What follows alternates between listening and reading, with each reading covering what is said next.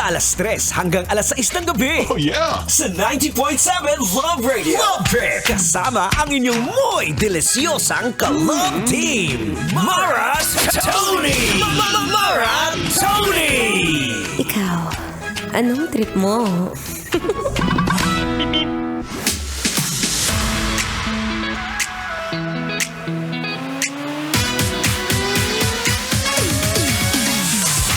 Shout out!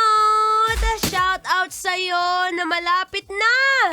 Malapit nang mahulog because it's the pollen season. Grabe naman talaga tong pollen season. Grabe, ang kate sa lalamunan ha. Ang hirap magsalita. Kaya tinan mo yung katabi mo, nangangamot na naman ng ilong yan. Mamaya, naku, may pipitik sa'yo yan, B. Anyway, it's me. I'm back. Babalik po ang inyong kadaldalan. Daldalerang atleta DJ Myra Tony. At kanina nga nabanggit ko na since ngayon, medyo malamig talaga ang panahon dito sa Pilipinas. Hindi mo talaga alam kung magreklama ka o i-enjoy mo yung medyo winter season. Wow, winter sa Pilipinas.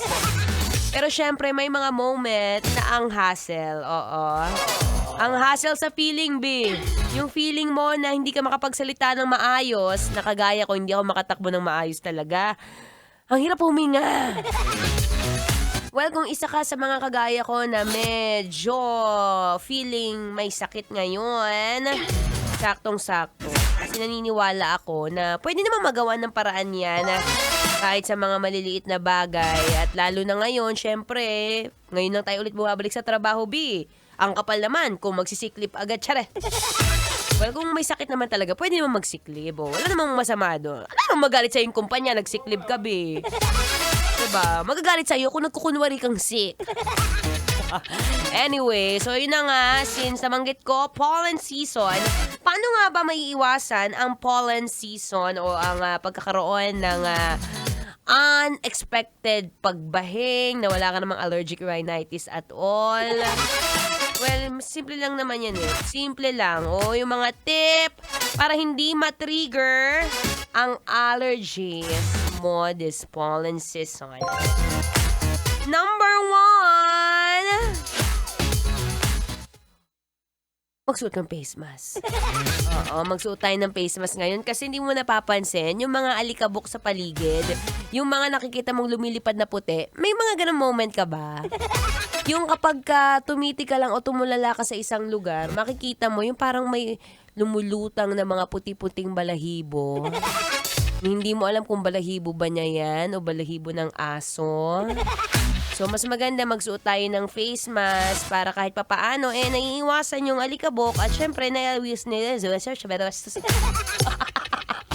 naiiwasan yung pollen. Oo. Ano ba yung pollen? Baka naman kasi nagtatanong ko kung ano yung pollen, B. Yung pollen, yung mga galing sa hangin, whether galing siya sa bulaklak, whether galing sa damo, sa puno, yun yung pollen. And number 2, since isa rin sa mga pwede nating magawa o pwedeng tip para makaiwas, lalo na sa sakit ngayon, doon ka muna sa bahay, mag-purify.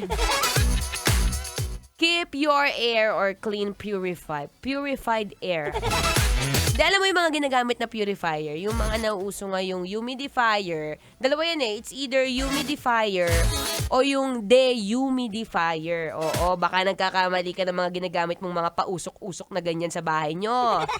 Yung humidifier po, yun yung nagbibigay ng humidity sa loob ng bahay nyo. For example, medyo nangangating na lamunan mo kasi feeling dry, o kaya minsan pag umuubo ka, feeling mo dry cough yan. Pwede ka mag-humidifier sa loob ng bahay. Pero kung feeling mo sobrang dami ng moisture o pag nakita mo yung tuktok ng kisame mo, marami ng amag, kailangan mo naman is dehumidifier. Masyado ng maraming tubig dyan sa loob ng bahay mo. Marami silang sinasabing technique Maglagay ka raw ng isang baso, tapos yung baso nilagay mo ng mga bilog-bilog na crystals. May nabibiling ganun sa Shopee, bumili ka na nga lang. Mura lang naman ata yung mga 20 pesos lang. Tapos makikita mo, at the end of the day, punong-puno na ng tubig yun. Hindi mo na mamalayan, yan pala yung reason kung bakit nangangati siya ang lalamunan mo.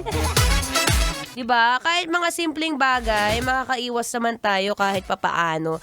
Ang hirap magkasakit, be. Sa totoo lang, no? Kaya mamaya, meron pa akong isa. But for now, makinig ka muna ng Feel Good Music.